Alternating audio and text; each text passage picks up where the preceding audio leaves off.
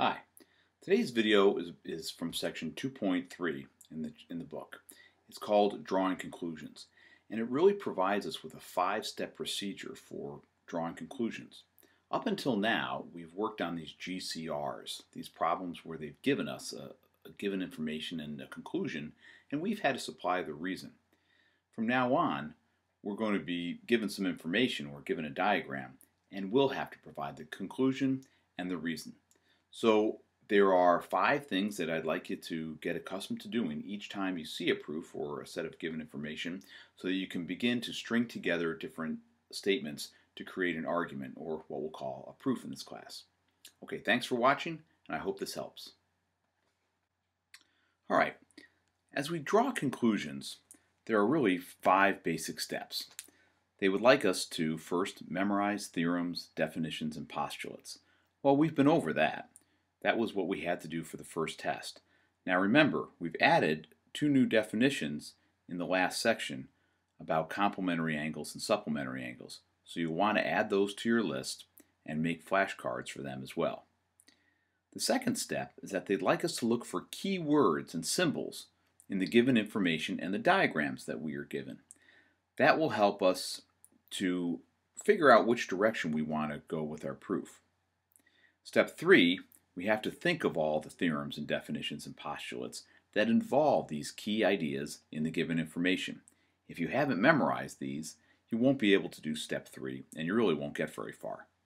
Step 4 asks us to decide which theorem, definition, or postulate allows you to justify a conclusion. So as you begin to develop a line of reasoning, your argument is going to take direction. And certain theorems, which may be closely related to others that you've learned, won't be appropriate. Finally, number 5, we're going to draw a conclusion that takes us closer to proving what we want to prove, and we give the reason, which is just going to be a theorem or a definition, or possibly a postulate, to justify the conclusion. Be really careful not to use the converse, and we'll try and give you some more help with figuring out what the converse is as we look at some examples now. Suppose we were given this diagram with this given information, that angle A is a right angle and angle B is a right angle. Well, what conclusion could you draw? Hopefully by now you're familiar enough with the first theorem that you would recognize right off the bat that we could conclude angle A is congruent to angle B. And your reason, which you'd provide, would be that if 2 angles are right angles, then they are congruent. Once again, the if restates what is given.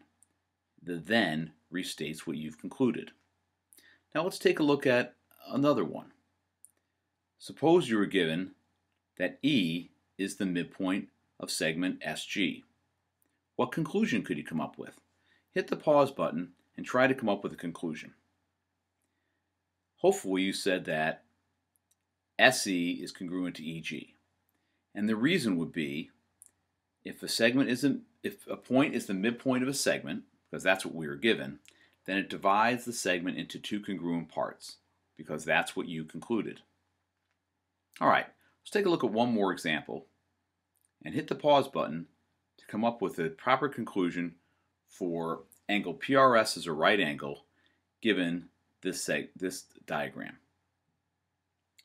You might have come up with 2 different conclusions. One could say that angle PRS equals 90 degrees. The other could be segment PR is perpendicular to segment RS. It all depends on what you came up with and, frankly, what you're trying to prove within the proof. What's important is that you use the proper reason to justify your conclusion. If you concluded that the measure of angle PRS is 90, you'd use the definition of a right angle. And if you concluded that PR was perpendicular to RS, you would use the converse of the definition of perpendicular, that if 2 segments form a right angle, then they are perpendicular. Okay, let's take a look at one more example. Suppose you were given this diagram with the given information that ray AD bisects angle BAC. Could you come up with at least 2 conclusions? Hit the pause button and try to come up with 2 of them on your own, along with the reason which would justify these conclusions. Okay, hit the pause button now. Okay, one of the conclusions that you may have come up with would be that ray AD is an angle bisector. The reason would be if a ray bisects an angle, again that's what you were given, then it is the angle bisector. Let's take a look at a second conclusion you might have come up with. That conclusion would be that angle BAD is congruent to angle CAD. The reason that is, if a ray bisects an angle, then it divides the angle into two congruent parts. Notice that the given, or the if, for both reasons is the same, because the if mimics or states more generally the given information. It's the conclusions, the then parts, that were different, because your conclusions were different in each case. Hopefully this helps. We'll do some more practice with this tomorrow. Thanks for watching.